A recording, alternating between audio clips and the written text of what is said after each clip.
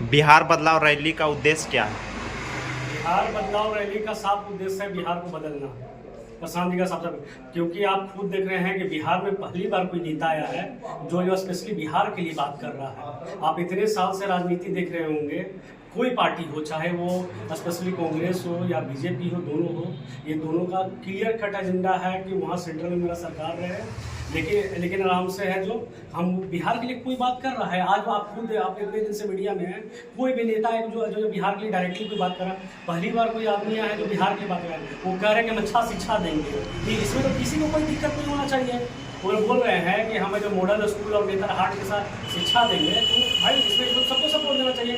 दूसरा बात बोलो कि हमें जो यहाँ जो स्मॉल स्केल इंडस्ट्री लाएंगे। मतलब क्या इनका कहना है कि छोटे छोटे गांव से लेके, मतलब कि जितने भी गांव हैं उनमें छोटे छोटे इंडस्ट्री लाएंगे। जैसे में खिलौने का इंडस्ट्री, पटाखे का इंडस्ट्री, सीसी का इंडस्ट्री, तो पंचायत लेवल पे भी है जो हम लोग इंडस्ट्री लेके आएंगे। उसके बाद इनका कहना है कि भाई जो हमारा जो फार्मिंग है, हम जो कमर्शियल फार्मिंग की तरफ लाएंगे। तो इसमें जो भाई सबसे बात है, किसी को कोई एतराज़ नहीं होना चाहिए। मान कि इनका कहना है कि बहुत सारे हम लोग जो अभी खेती कर रहे हैं वो बस खाने और पीने का बस खेती कर रहे हैं।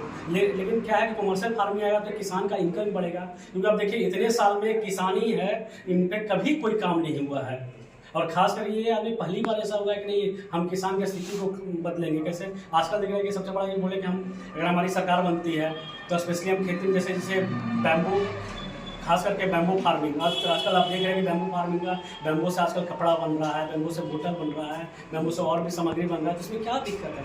तीसरा ये बोल रहे हैं कि खास करके कि हमको ये जो इनका सबसे अच्छा हमें लगा कि इनका एक लेटरल एंट्री था कि भाई आप देख लीजिए पूरे हिंदुस्तान का अगर कोई विकास किया है तो भाई लेटरल एंट्री वाले आपके सामने आधार कार्ड, नंदन नीलकेनी, वाइट रिवोल्यूशन बीबी कुरियन, और ग्रीन रेवोल्यूशन एम.एस. स्वामीनाथन।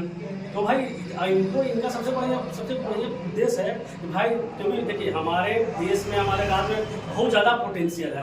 अगर हम उस पोटेंशियल का यूज़ नहीं करेंगे तो रखेंगे तो वेस्टेज हो जाता है।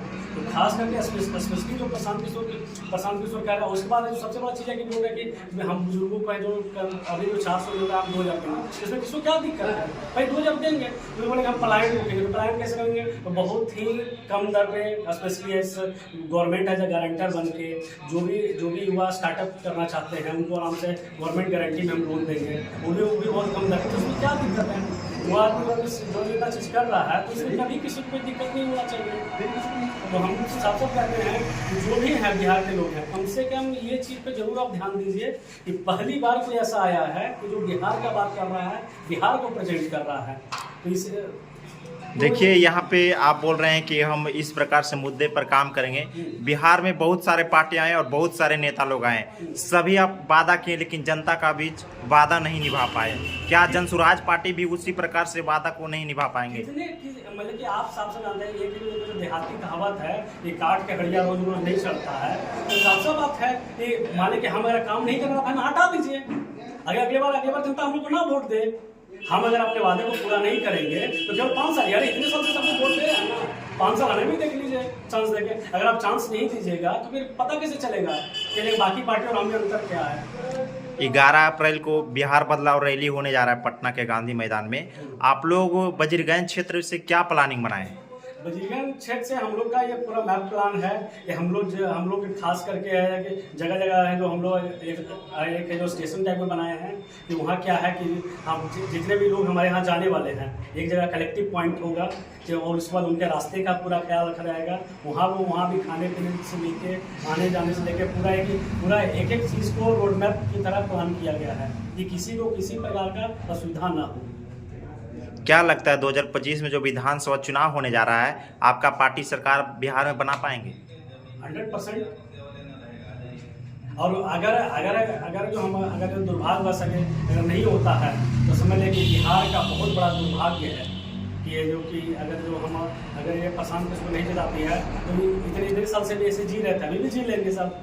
आप लोग बोल रहे हैं कि 100% बिहार में सरकार बनाने जा रहे हैं, और बीजेपी वाले जो बोल रहे हैं कि हम लोग दिल्ली में आम आदमी पार्टी को सफाई कर दिए और बिहार में बदलने में मैंने क्या इफेक्ट पड़ेगा? कौन क्या बोल रहा है वो हमें नहीं मालूम, लेकिन हमें यह विश्वास है कि पार्टी का पक्ष और विपक्ष हर कोई अपने अपने तरीके से बोलते हैं। लेकिन आपसे ये आप निश्चिंत रहिए, बिहार के लोगों को ये हम आह्वान भी करना चाहते हैं, अगर आप अपने राज्य का तरक्की चाहते हैं तो फिर इसी आपके पास सिंगल एक विकल्प है, वो है जन स्वराज पार्टी। और अगर आप बिहार का डेवलपमेंट नहीं चाहते हैं कि बिहार इसी प्रकार से रहे, बिहार है जो सबसे पिछड़ा राज्य रहे, बिहार जो इलेक्ट्रेसी में सबसे पिछड़ा रहे, बिहार का दुर्गति अगर यही चाहते हैं तो फिर आप जो जैसे चल रहा है उसे चलने दीजिए। इसी आज हम यहाँ की जनता से भी अपील करते हैं कि कम से कम जुड़िए, सोचिए, समझिए और इस नए बिहार को बदलिए और खास करके नया बिहार का आह्वान कीजिए।